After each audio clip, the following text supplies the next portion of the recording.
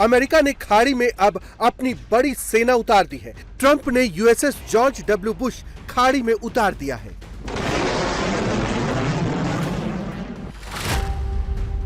USS George एच.डब्ल्यू. Bush अपने साथ 6000 से ज्यादा नेवी सोल्जर्स और आधुनिक लड़ाकू विमानों के ग्रुप के साथ पहुंचा है, जो यूएसएस गेराल्ड आर फोर्ड और यूएसएस अब्राहम लिंकन के साथ खाड़ी में तबाही मचाने को तैयार है।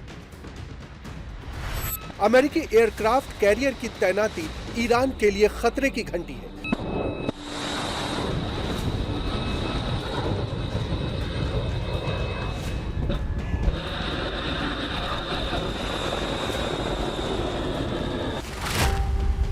यूएसएस बुश ने केप ऑफ गुड होप के रास्ते लंबा सफर तय किया ताकि रेड सी और बाब अल मंडेब स्ट्रेट से बच सके, जहां हूती विद्रोहियों की धमकी बनी हुई है।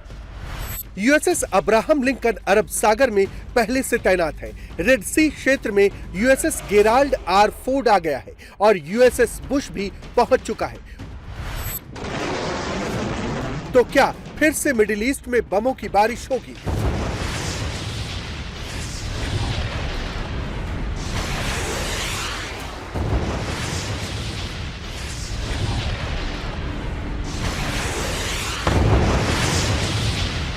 मिडिल ईस्ट में मिसाइलें चलेंगी, ड्रोन दागे जाएंगे, मिडिल ईस्ट वॉर का फेज 2 स्टार्ट हो जाएगा।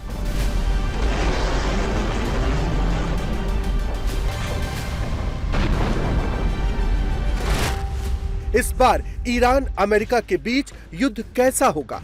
क्या अमेरिका कभी भी ईरान पर अटैक कर सकता है? अगर हां, तो अमेरिका का पहला टारगेट क्या होगा? या फिर ट्रंप से पहले मुस्तफा की फौज अटैक शुरू कर देगी? खबरें ये भी हैं कि अमेरिका ने इजराइल को और ज्यादा रिफ्यूलिंग टैंकर भेजे हैं। ये जेट युद्ध अभियानों को नॉनस्टॉप फ्यूल देने के लिए डिजाइन किए गए हैं। अमेरिकी एयरफोर्स के ट्रांसपोर्ट प्लेन्स मिडिल ईस्ट की तरफ रवाना हो चुके हैं। रिपोर्ट्स के मुताबिक अमेरिका ने यूएई के अल धाफरा एयरबेस पर लगभग 12 FA-18 लड़ाकू विमान, 7 एरियल रिफ्यूलिंग टैंकर और C-17 कार्गो विमान तैनात किए हैं। यानी यूएई ने अमेरिका को अपने इलाके में एयरफोर्स की तैनाती की मंजूरी दे दी है। यह भी तय है कि इस बार वॉर का सेंटर पॉइंट हॉर्मुज होगा। अमेरिका का फोकस हॉर्मुज को ईरान के कंट्रोल से फ्री करना होगा। ट्रंप को यह भी पता है कि यह सब करना इतना आसान नहीं होगा। इसके लिए फुल स्केल पर तैयारी की गई है। अमेरिका का सबसे घातक B-52H बॉम्बर एक्शन में आ चुका है। यूके के बेस से उड़ान भरकर ईरान को वार्निंग भी दे चुका है। अमेरिका के इस महाविनाशक बॉम्बर में 70,000 पाउंड के बम लोडेड है। क्रूज मिसाइल फिट है, जो ईरान में किसी भी टारगेट को हिट कर सकती है। अमेरिका ने हॉर्मुज स्ट्रेट, अरब की खाड़ी और ओमान की खाड़ी में ईरानी बोट्स और नेवी पर अटैक की मंजूरी दे दी है। अमेरिकी नेवी से निपटने के लिए डिस्ट्रॉयर पहले से ही तैनात हैं।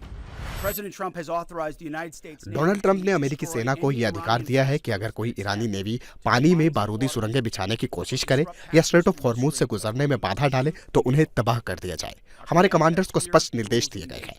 अगर ईरान पानी में माइंस डालता है या अमेरिकी व्यापारिक जहाजों या फिर सेना को खतरा पहुंचाता है तो हम सीधा हमला करके उसे तबाह कर देंगे और इसमें कोई हिचकिचाहट नहीं होगी। ठीक वैसे ही जैसे कैरिबियन सी में ड्रग्स ले जाने वाले नावों के साथ किया जाता है।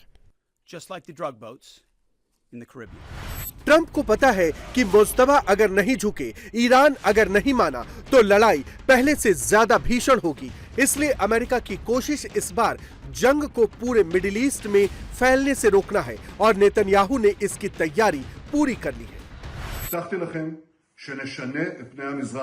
मैंने आपसे वादा किया था हम मिडिल ईस्ट की शक्ल बदल देंगे और हम ठीक वही कर रहे हैं। सबसे पहले ईरान में मेरी राष्ट्रपति ट्रंप के साथ बहुत अच्छी बातचीत हुई है। वो ईरान पर आर्थिक और सैन्य दोनों तरह के बहुत कड़ा दबाव बना रहे हैं। हम पूरी तरह से मिलकर काम कर रहे हैं। लेबनान के लिए भी हमारी यही बात लागू होती है। हमने इजराइल और लेबनान के बीच ऐतिहासिक शांति हासिल करने की प्रक्रिया शुरू की है और हमें साफ दिख रहा है कि हिजबुल्लाह इसे बिगाड़ने की कोशिश कर रहा है। हम किसी भी खतरे के खिलाफ पूरी तरह कार्रवाई करने की आज़ादी बनाए रखे हैं, चाहे वो नया उभरता हुआ खतरा ही क्यों ना हो। हमने कल भी हमला किया था और आज भी किया है। हम उत्तरी इजराइल के लोगों की सुरक्षा बहाल करने के लिए पूरी तरह से दृढ़ हैं। ईरान अमेरिका की जंग में इजराइल के फाइटर जेट्स ने ईरान में सबसे ज्यादा तबाही मचाई है और इजराइल फिर से तैयार है। इस बार हमला बड़ा होगा, पहले से ज्यादा विध्वंसक होगा। ट्रंप बार बार डेडलाइन बढ़ाकर ईरान को मौका दे चुके हैं। उनकी कोशिश किसी भी तरह मिडिल ईस्ट की जंग को ईरान तक समेटना है, लेकिन अब बातचीत फेल होने पर ट्रंप को पहले से ज्यादा घातक वार करना पड़ेगा। लेकिन ईरान भी किसी सूरत में सरेंडर को राजी नहीं है।